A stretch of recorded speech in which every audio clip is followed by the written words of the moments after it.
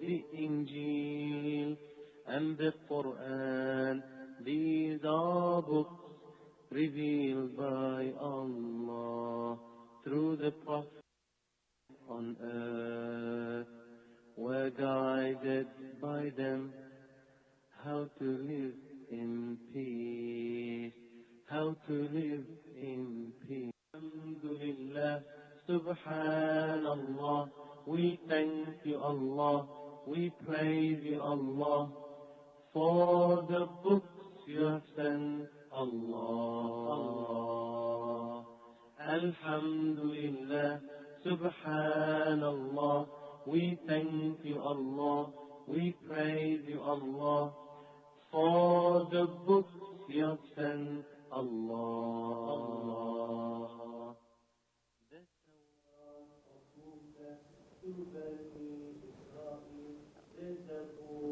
Bam! You're looking at the Underground Railroad. We come on every Saturday night at 10:30. But you know what? But you can catch us on YouTube 7 days a week, 24 hours a day. And I am honored today, you know what, to help a brother that I've been knowing for years. And I have a lot of respect for to talk about Islam. Because you know what? This is our duty, is to get dawah. Dawah meaning invite people to Islam. And you go to the Masjid al-Mayoun, you know, hi to the brothers of Masjid al-Faruq and Masjid al-Fatih, you know. But I want to thank you, brother. Assalamu alaikum. Wa alaikum assalam wa rahmatullah. Okay. And Brother Ali is a very knowledgeable brother. And we're going to talk about Jesus. Peace and blessings be upon him. And how there's just a misunderstanding about how people feel about Jesus or Esau. And please, brother, before we even get started, introduce yourself to the people. My name is Ali K. Muhammad. I am a former professional fighter. Okay. I was blessed to win the Illinois State Junior Welterweight title twice within my career. I am currently an entrepreneur with my own business at the moment. What was your rank? What was your rank when you was fighting? My rank, I wasn't ranked, but I did win the Illinois State Junior Welterweight title twice. And I had over 50 professional fights. Oh, praises due to Allah. You know? And see, I see you beat the shaitan up, though. People don't know what the shaitan is. The shaitan is the devil. Okay. And you won your biggest fight by beating the shaitan. Okay. So, brother, do you want to mention the masjid that you go to, or you prefer not to? I mean, I go to Masjid Ihsan on 3rd, 9th, and Calumet. I go to Masjid al-Faruq at times on 9th and Stony Island. And I also go to Masjid al-Fatih on 47th and Woodline. In Chicago? In Chicago. Okay. But, brother, you know what? There's a great misunderstanding about how we feel about Jesus. Esau. How do we feel about him? And you know what? One thing, you know what? Would you say that the conception of Jesus or Esau, that Muslims and Christians have the same conception of Esau or Jesus? No. Okay. We have different opinions about who Jesus was. Okay. In Islam, as Muslims, we see Jesus as a prophet. Okay. From Allah that was sent to the people with the message. But some others, they see him, or they consider him as the Son of God. Well, I was talking about his birth. His birth. His birth. Well, he was born from Mary, his mother, without the intervention of a man. It was by Allah's decree that he was born. Okay. So he was born by Allah's decree. So the first person here, creation of Allah, Adam, was Adam. And he was Adam, right? Right. Okay. That's correct. And if that was the first creation, why do they not call him God, but they call Jesus? Peace and blessings be upon him, God, in your opinion. Well, I guess they was directed to believe and to teach that Jesus was, God or the Son of God, within their ideology. But I mean it's not correct, but that's basically what some people believe. And as you know, we all are entitled to our beliefs. Yes. And some people say that we don't love Mary because Marianne, which was Jesus's, Esau's mother. But did we not devote a whole chapter to Marianne, Mary, and why? I mean, well, there's a chapter in the Quran. In the Quran. Uh-huh. There's a chapter in the Quran entitled upon Mary. And again, Allah is the one that revealed the revelation of the Quran, so it was on Allah's choice to basically have Mary, in the Quran as it is. Okay. We loved her so much that that it was a whole chapter. I mean, a whole surah. Surah that was devoted to her. Well, when you say we, I'm not going to see it as like man decide to make a chapter of Mary, but I'm saying the revelation of the Quran, it came from Allah, know, and that was the name of one of the surahs, which was called Maryam. Somebody that don't know what surah is, surah is like a chapter. It's a chapter, okay, for people that they do not know. And there were people that accused Mary of being, saying, how could you conceive something without having a man to impregnate you? Can you explain and give us clarity about that? To the best of my ability, I can just say once again that it was the decree of Allah that she was, pregnant with Jesus, and that she had, Jesus, and one could kind of think in terms of how can this possibly happen when there was no intervention of a man in place. But when we take into consideration that Allah, He created Adam without the aid of a woman or a man. Mm-hmm. He created Jesus from Mary, from a woman and not a man. He created also Eve, from a man and not a woman. So Allah created them the way that He see fit. Mm-hmm. When we look at the Quran is the holy book that Muslims read. And you have some people that try to take an ayat in and take an ayat out. Ayat is a verse to justify their actions. Are they wrong to do something like that? Are they wrong to justify their actions? To justify what they're doing? Because from my understanding, Muslims believe that Arabic is the words of God. And well, the Quran was revealed in Arabic. Arabic is the language of the Quran, and there's no defaults or flaws within the Quran itself. In fact, the Quran is basically in the same original contents as it was when it was first revealed over 1,400 years ago. Even though you may have different translations, but when it comes down to the Quran itself, the Quran is Arabic. And wherever you go around the world, if you was to ask for Quran as in Arabic, it's going to be the same. There's not going to be any alterations, any changes in it as well. Now, in terms of interpretations, someone may interpret it to use the best English or whatever language they basically speak to the best of their ability, but sometimes they may take away from the meaning because you got some Arabic words that's not equivalent to some English words. Mm-hmm.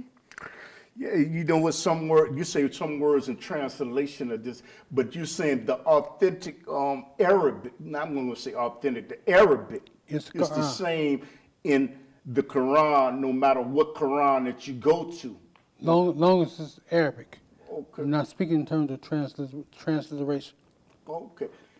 And the Quran, from what I understand, the Quran was delivered to Prophet Muhammad Was it by an angel? Or did he think Quran- about it by himself? The Quran was revealed to Prophet Muhammad, peace and blessings be upon him, by way of the angel Jibril, Gabriel. Okay. Okay. Do y'all hear that? And the other thing is, would you say that Christians and Muslims, they believe in the same God? It's kind of hilarious that you say it, because I know a lot of times, they say, well, we believe in the same God. But then again, I would kind of like different with that, because we believe in Allah, that there's none worthy to be worshipped but Allah. And so when you say, you believe in God, I don't know exactly which God you're referring to.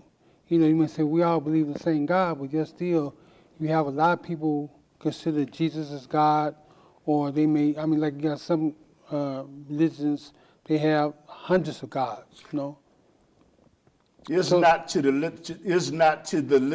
listening audience. Is Jesus or Esau God? No, Is you know what, to educate, to give, I'm not going to say like the audience is ignorant. I shouldn't say that. To give knowledge to the people that are looking at this. Is Jesus like Esau, the Father, the Son, and the Holy Ghost? If so, why or why not? Tell us.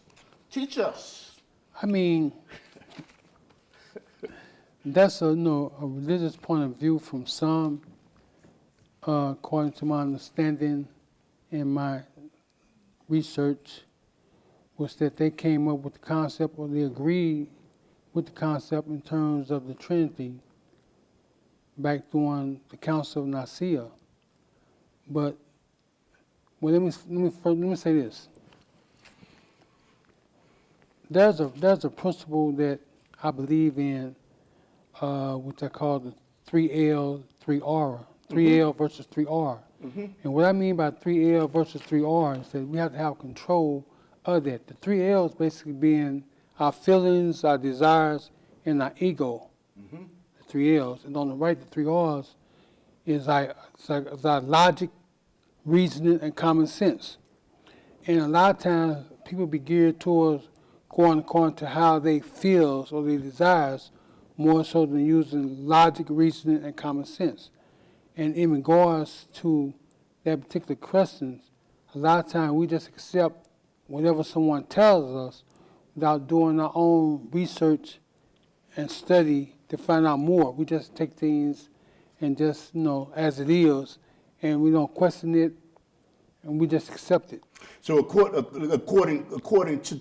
the Muslims, Esau, Jesus, peace and blessings be upon him, is not the Father, the Son, and the Holy Ghost. Not No, he was a prophet of Allah. He was one of the prophets okay. that was sent by Allah. May I ask you, brother, when we talk about the prophets, were all of the prophets Muslims? And if they were Muslims or not Muslims, could you tell us why, in your opinion? One of the things that people fail to realize and understand is what is a Muslim. A Muslim is one who submits his will to do the will of Allah. And whenever you submit yourself to carry out the will and the will of Allah, you submit that to do what is right, more than right, correct, according to correct revelations, well, then you consider as a Muslim. So anyone that basically submits their will to do what Allah says for them to do, and conduct themselves accordingly, well, then they can be considered as a Muslim by basically, doing the declaration of faith. What is the declaration of faith? I know what it is, but go ahead. Which They don't know, but some of them don't know, but go ahead. We're saying that there is none worthy of worship but Allah, and Muhammad was his messenger. Peace and blessings be upon him. And I feel and know that a lot of times people have the wrong conception about Islam or understanding about Islam, not even knowing anything about Islam. So you have people that give their opinion or disassociate yourself with being Muslim or Islam or whatever without even knowing anything about Islam. You have people that never read the Quran. You have people that don't even know who Prophet Muhammad was. They get mixed up with who he was. We're speaking about Prophet Muhammad, peace and blessings of Allah be upon him, that came over 1,400 years ago, in which the Quran was revealed to. If they was to look at the contents of the Quran or the message that the Prophet, peace and blessings of Allah be upon him, they have a better understanding. You'd be surprised how many people don't even know who Prophet Muhammad is. Yes. And this is going to deviate from Esau, Jesus, peace and blessings be upon him. There are many, many, many people, and I would say they're among the ignorant to a certain degree, to say that Muslims mistreat their women and they force them to cover up in a wide hijab, and they're forcing them to do that. And what, first of all, why would a person say that somebody's forcing a woman to wear hijab, like the picture we're looking at, and to do things that are Islamic? And why would somebody even say something like that out of ignorance? We're forcing them, and we're beating them, and we're making them wear the hijabs, and we're making them wear a niqab. A niqab is something that they cover their faces up with, and you have women walking around like that, actually not with their mask on during this virus. But can you explain? You answered the question yourself. It's all about ignorance, because they don't know, they don't understand. The Muslim sisters, they do that because they want to. They do it because they require from them to do so by Allah, so they basically submitting their will to do the will of Allah, which makes them Muslim. Because you know what, for those that don't know, me and Brother Ali and Muslims, we're slaves. And you know what we're slaves to? We're slaves to Allah. You know what? And there's nothing wrong with it. But you say it's a misconception, it's out of ignorance that they would say that a man is forcing a woman, Muslima, to wear hijab and cover up. Yes, it's out of ignorance, We cannot force anyone to do anything against their will. They got to do it on their own. There's no compulsion in the deen of Islam. But you know what, Brother Ali, I'm going to get back to Jesus. Peace and blessing be upon him. When I get through with this, there's some people that say, man, I don't like Muslims because they blowing up things, they causing havoc all around the globe. And I don't think they look at Mecca and they don't look at the whole Muslim community, because they're bad. They're bad people in every denomination. Would you comment on that? I prefer not to. Well, a lot of the things that may be going on that's happening, they want to contribute to Islam, but Islam speaks totally against the actions of these people. You see, we cannot basically judge Islam based upon someone that is not practicing or following the Quran, following the Sunnah, examples of Prophet Muhammad, peace and blessings of Allah be upon him, and try to judge Islam off of that. So we got to go to the contents. We got to go to the source. A lot of times they speaking about things, but they're not looking at the source. They're not looking and saying, well, what does the Quran say about this, or what does the Quran say about that, and whether or not someone is actually following that. See, if I could say that I believe in this, but if I do something contrary to that, well, then that makes me become hypocritical to that which I say I believe in. So don't judge the hypocrisy on Islam. Judge it on the individual in terms of their weakness, in terms of their lack of understanding in regards to the deen.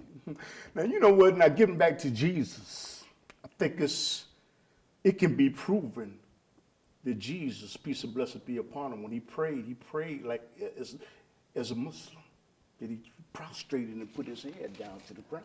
That can be proven. According to the scriptures, he prostrated, he made sajda, he put his head on the ground, whatever, praying to his creator. So if he's praying to his creator, he wasn't praying to himself. Yes. know what? And as we look at Jesus, peace and blessing be upon him, did he ever say, pray to me? Pray to me. No. I am the God.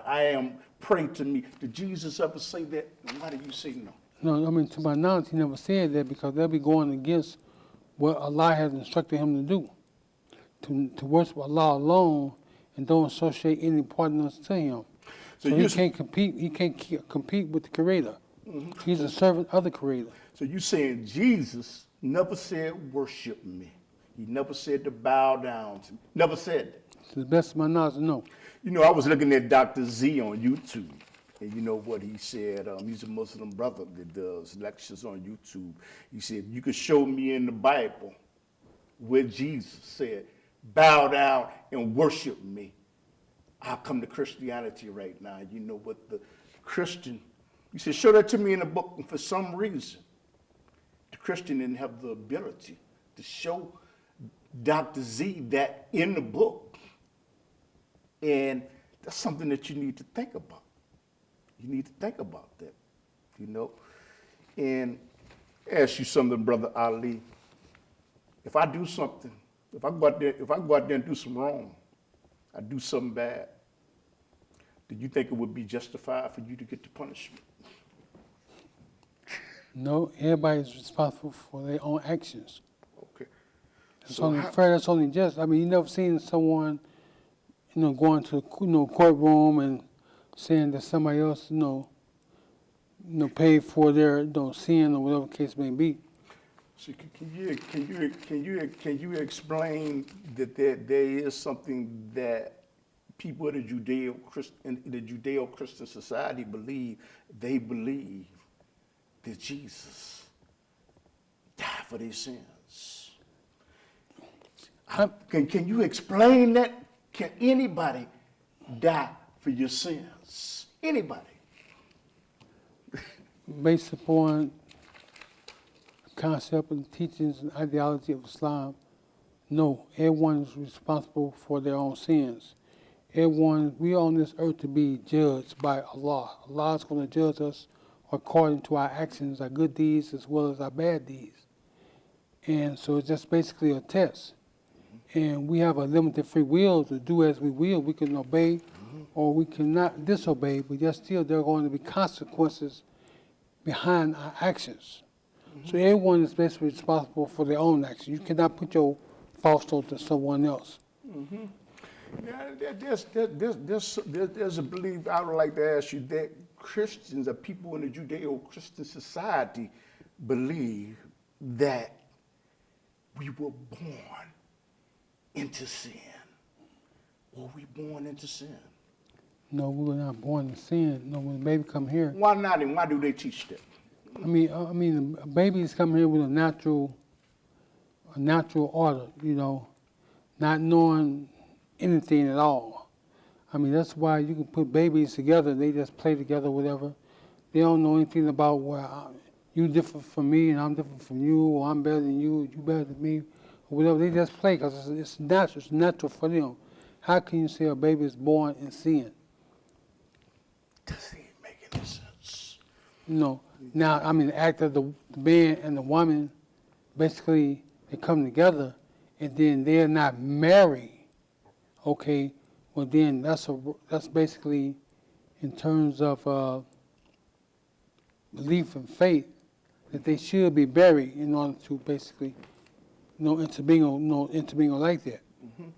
Now this is a big one, and I would like to know for that and get some clarity from you. Did Jesus, peace and blessings be upon him, Esau, did he die on the cross?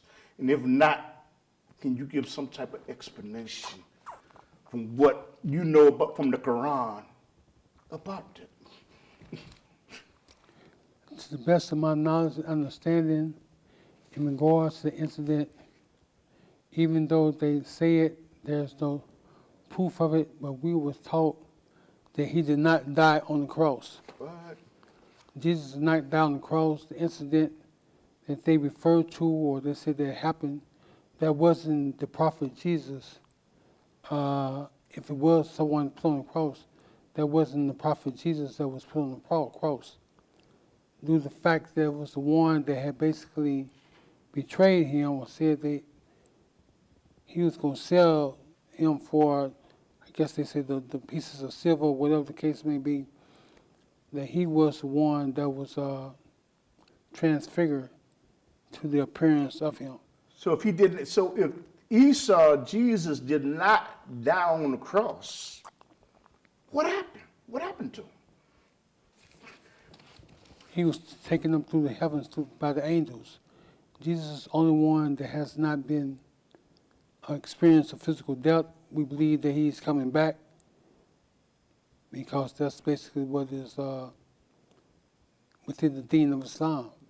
That Isa alayhi salam, he's going to come back, and that he did not die on the cross. Okay. This is Clifton Bradley of the Underground Railroad television show. I'm coming to you from the United States, Chicago. I live in Chicago, Illinois, and there are a lot of misconceptions about Islam. And I'm going to try to the best of my ability to do my part in the deen by disseminating information. Not a scholar, not at all. You have knowledge, little knowledge. All of the knowledge comes from Allah, comes from God. But there, what somebody told me, I was out, and I was out with a relative, but he said one thing about you Muslims. I'm a Muslim. Of course, you know that by looking, and he said one thing about you Muslims, you do not love Jesus, Esau, peace and blessings be upon him. And I said, brother, how can you make a statement like that? The Muslims don't love Jesus. We believe in Jesus. We do. Okay. The thing is, we believe that Esau, Jesus, peace and blessings be upon him, he was born and he didn't have a father. Because first of all, we Muslims don't believe that Allah, God, has children.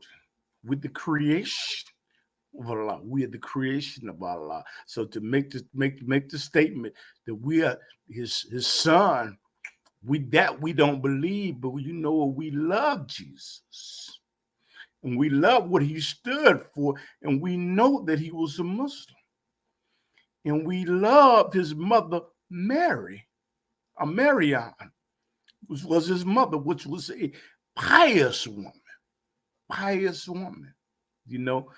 and somebody accused Mary of saying you must have had a man to have a baby. And you know what? That the baby Jesus, which is startling to everybody, he defended his mother while he was in the cradle. Okay, so to say things like that, it's this. I'm not going to use the other word, but it's just sad. We love Jesus.